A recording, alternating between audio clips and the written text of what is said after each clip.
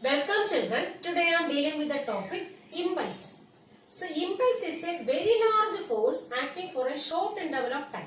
Here the very large force acting for a short period of time can be considered as impulsive force. This impulsive force is the very large force acting for a short period of time. Short period of time. That is called as impulse, or we can say impulsive force. Impulsive force. So impulsive force means very large force acting for a short period of time. And this impulsive force is not a constant force. So it is not a constant force. It's not a constant force. So it increases from 0 to a maximum value. So it is increasing from 0 to a maximum value and then decrease from maximum to 0. So after that it is decreasing from maximum to 0. So it cannot be considered as a constant force. This impulsive force cannot be considered as a constant force because it is changing from, first of all it is increasing from 0 to maximum and then it is decreasing from maximum to 0. So it is not considered as which one? A constant force. And this impulsive force is defined as the product of force and time. This impulse, how will you write impulse? So impulse equals force into time. So it is a product of force and time. Force into time. So what will be the unit of impulse? This unit is Newton meter, because force, what is the unit? Newton. Okay, Newton. And Newton meter, no, Newton second. So what is the unit of time? Second. So Newton second. This Newton second is the unit of impulse. Okay, what is the formula for impulse? So impulse is equivalent to force into time. And what is the unit of impulse? Force unit is Newton and time unit is second. So unit of impulse is Newton second. And this impulse is considered as a vector quantity. So why it is considered as a vector quantity? Because we have impulse equals force into time. So here force is a vector quantity. This impulse also is a vector quantity. Okay. Now we have this second law. So Newton's second law. So we have from Newton's second law. What we are getting from Newton's second law? We are getting a formula for force. So we can write as F equals, force F equals from Newton's second law. From Newton's second law we can write F equals d vector P by dt. That means rate of change of momentum. So force is equivalent to rate of change of momentum. Now I am cross multiplying here. So F into dt, vector F into dt equals d vector P. Okay. So now I am integrating both sides. So integrating both sides. So both sides I am integrating. Integrating both sides. Suppose initial momentum of the body I am taking is P1. So P1 is the initial momentum of the body. And after applying force, suppose the momentum changes to P2. So P2 is the final momentum. And initially time, so initial starting time I am taking is how much? 0. So initial time is taken as 0 and final time I am simply taking as t. Okay, this t is the final time. That means after applying a force the time is taken as t. And now I am integrating this equation. So how can I integrate now? So here f into, so vector f into, what is the variable here? Dt. So integral, time is varying from where to where? From 0 to t. That means starting time is 0 and final time is t. So integral 0 to t dt is equivalent to, right hand side we have integral, so momentum varying from P1 to P2. So P1 to P2 vector dP. Vector dP, that is we can write as F into, so vector F into, so in integral dt is how much? T. Okay, so I am writing here as t, put the limit. What is the limit? Lower limit is 0, upper limit is t, that is equivalent to, so here integral dp means simply p. So p, and what is the limit here? Lower limit is p1 and upper limit is p2. So now we can write vector f into, putting the upper limit t minus lower limit is 0. So t minus 0 is simply t. That is equivalent to, so here we are putting the upper limit. What is upper limit here? P2. So vector P2 minus vector P1, lower limit. Vector P1. And we know that what is force into time? That is impulse. So impulse. So impulse equals, what is this one? Change in momentum. Final momentum minus initial momentum. That means change in momentum. Change in momentum. So now from this one we are getting impulse equals which quantity? Change in momentum. Okay, so change in momentum is equivalent to impulse, because what is the formula for impulse? Force into time. And this one we are getting from which one? Newton's second law. So we have F equals dP by dt. Cross multiplying this one and integrating on both sides, we are getting the formulas Ft equals P2 minus P1. So here P2 minus P1 is a change in momentum. Okay, so impulse is equivalent to change in momentum. This we can derive from which law? From Newton's second law. Okay. Now suppose if you are having, and I told you impulse is a vector quantity. So suppose if you are having a graph connecting force and time. So here force and here we are taking time. Okay. And suppose here we are taking variable force. So in the case of variable force, so force is variable force. And suppose I am getting the graph like this. So this is a graph. So for variable force, suppose I am getting the graph like this. Then from this graph, how will you find impulse? So we have to find impulse.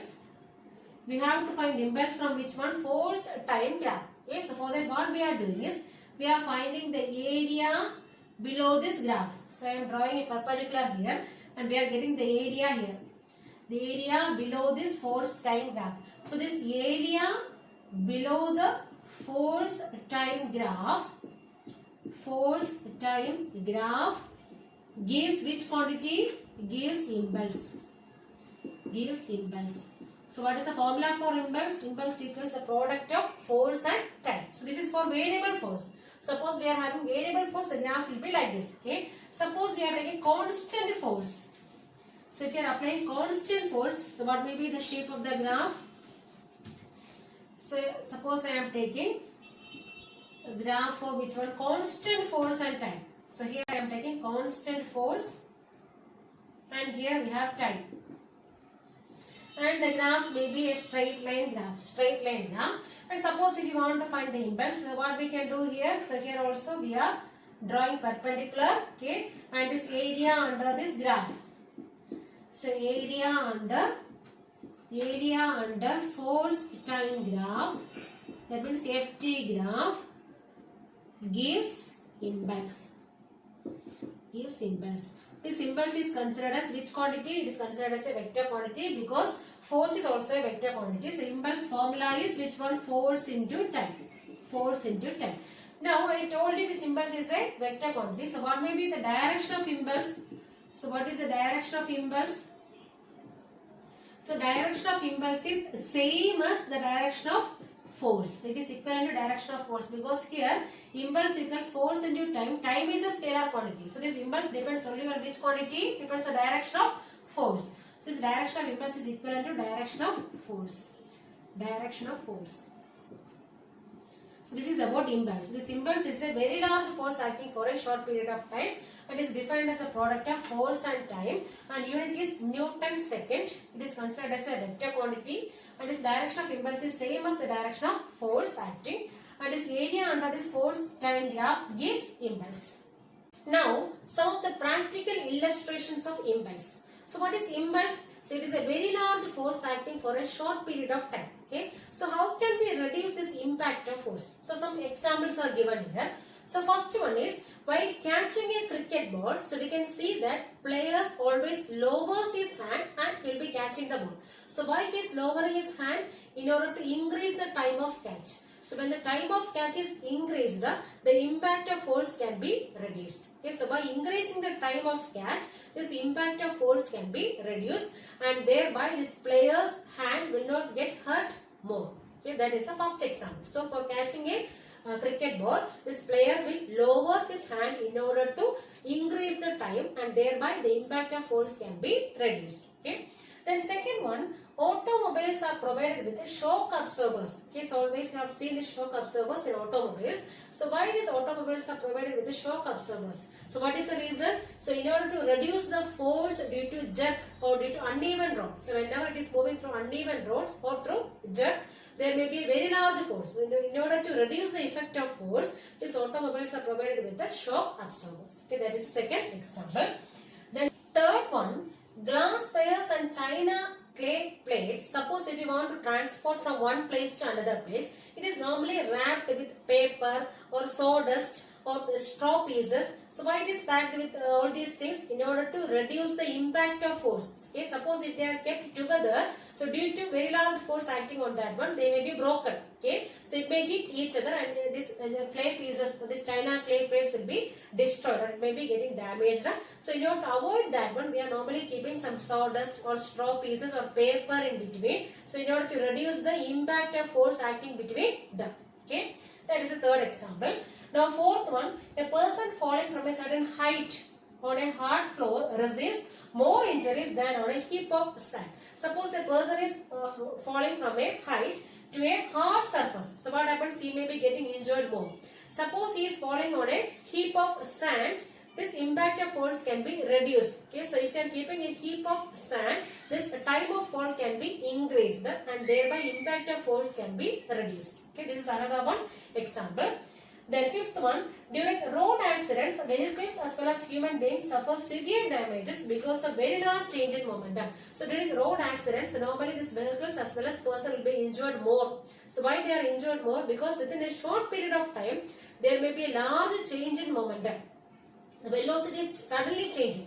Suppose a lorry or a vehicle is coming very fast. This is coming very fast means speed is more, and suddenly it is stopping. So suddenly stopping means this change in momentum is more, isn't it? So whenever change in momentum happens within a short period of time, the impact will be more. Okay, we know that impulse is equivalent to change in momentum. So whenever change in momentum is happening within a short period of time, the impact will be more. That is why in road accidents, normally more injuries will be happening. Okay. Law of conservation of linear momentum. This law of conservation of linear momentum states that in the absence of any external force, linear momentum remains conserved. So what is linear momentum? Product of mass and velocity. So in the absence of any external force, linear momentum of a system always remains conserved, and that is called as law of conservation of linear momentum. So in the absence of any external force, the linear momentum of a system always remains conserved. And this one, how we can prove this one? So we have from Newton's second law, F equals dp by dt. F equals dp by dt, and this law states that in the absence of external force, that means if F equals 0, so in the absence of external force, linear momentum remains conserved. Okay, that means if F equals 0, what happens here? Here LHS is 0. That means what about RHS? RHS also becomes 0. So we can write dp by dt equals 0.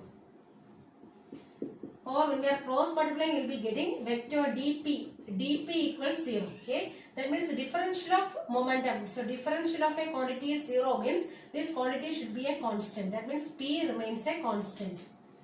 So p remains a constant because differential of this p is 0. That means this quantity should be a constant. Okay, so what is this quantity? This is called as linear momentum.